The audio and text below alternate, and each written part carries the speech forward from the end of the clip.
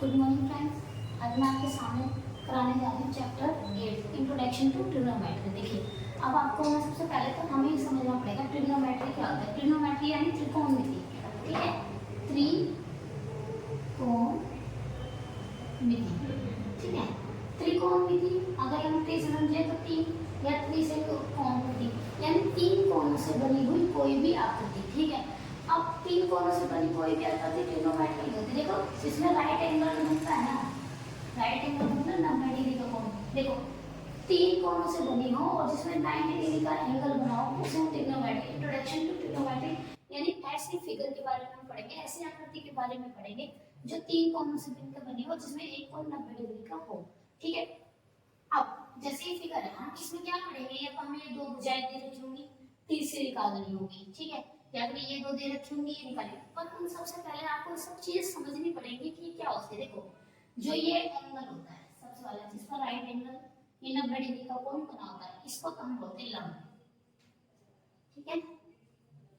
इसको बोलते हैं जो आधार, मतलब आधार एक तरीके से आपके घर का भी आधार क्या होता है, जिस पर दीवार बनी हो, तो ऐसे इसको बोलते हैं आधार, जिसपे ये आकृति खड़ी है। और ये सबसे लंबी भुजा होती है, इसको बोलते हैं हम कर्ण, ठीक है।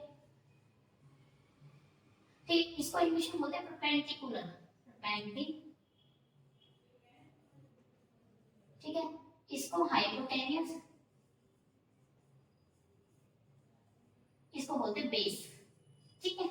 अब देखो, लंब को हम एल से भी नोट करते हैं, आधार को हम ए से और कर्ण को हम के से, और ऐसे ही इसमें परपेंडिकुलर पी से, हाइपोटेन्यूस एच से और आधार बेस को बी से, ठीक है। ये सब अब जब आप इसमें निकालेंगे ना, तो इसमें एक चीज होती है साइन, कोस, टैन, थीटा, ये सब आपने इसके बारे में पढ़ा होगा। मैं आपको ना एक फॉर्मूला बताती हूँ जिससे हम इन सब चीजों को सॉल्व करते हैं, ठीक है। देखिए, हिंदी में देखिए, आपको क्या करना है, एल ए एल और के के ए, इसको याद करने का आसान ट्रिक है, लाल एल ए लाल, कद्दू का अचार, ठीक है। इससे आप कैसे याद करेंगे, देखिए, लंब बटे कर्ण, आधार बटे कर्ण और लंब बटे आधार।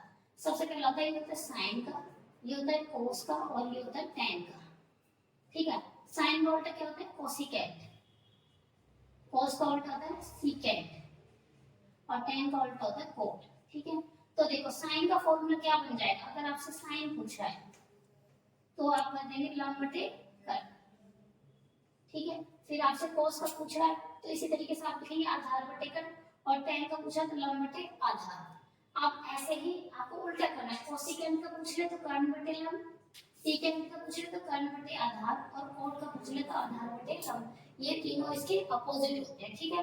इसके बाद में आपको नेक्स्ट एक बार इंग्लिश में बता देते हैं, इंग्लिश में हम क्या लिखते हैं, देखिए लिखते हैं,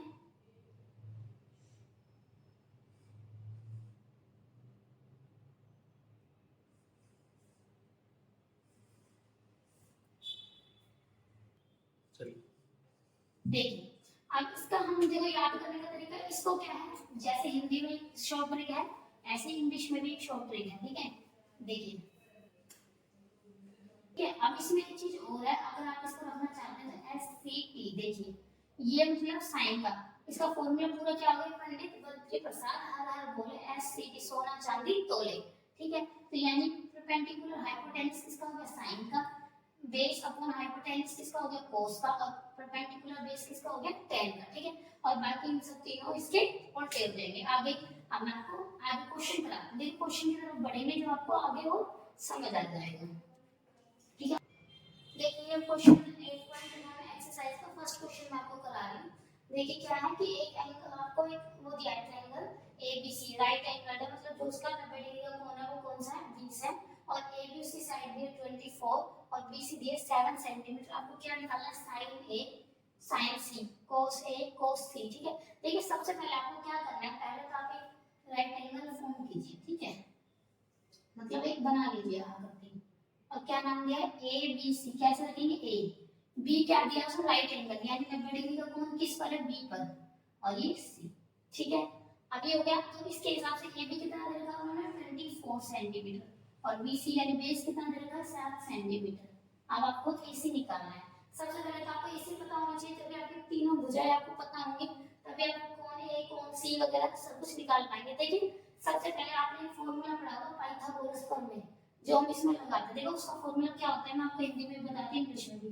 कर्ण इसका स्क्वायर इज इक्वल टू आधार का स्क्वायर प्लस लंब का स्क्वायर।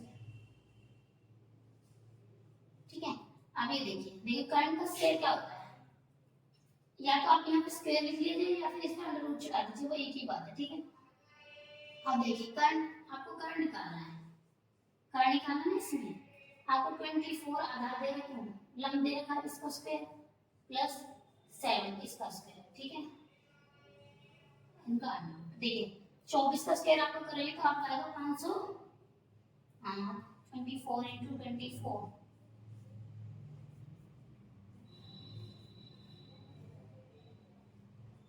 576। ठीक है, प्लस में 7 कितना आता है 49। जब आप इन दोनों में करेंगे तो कितना आ जाएगा 625, और आपका इसको क्या अंडर रूट 625 का अंडर रूट जब आप निकालेंगे तो कितना आ जाएगा 25, यानी आपका कर्ण कितना आ गया 25। ठीक है, यहाँ तक आपको सबको समझ में आ गया। अब ये भी हमारी निकल गई 25। अब आपसे हमने क्वेश्चन में क्या पूछा है देखिए, अब हम क्वेश्चन करते हैं, हमसे पूछा है, ये सब मैं रब कर देती हूँ। देखिए फर्स्ट क्वेश्चन पूछा साइन ए, यानी आपको साइन ए बताना है, और साइन का फॉर्मूला क्या बताना है, देखो एल ए एल और के के ए। ठीक है, यानी आपसे साइन पूछा है तो ए का मतलब आपको ए को फॉर्मेशन मानकर करना है। ठीक है, तो साइन का फॉर्मूला क्या था, लंब बटे कर्ण, लंब बटे कर्ण यानी 24 बटे 25। साइन आपका क्या हो गया, साइन ए बराबर हो गया 24 बटे 25। अब cos a पूछा है।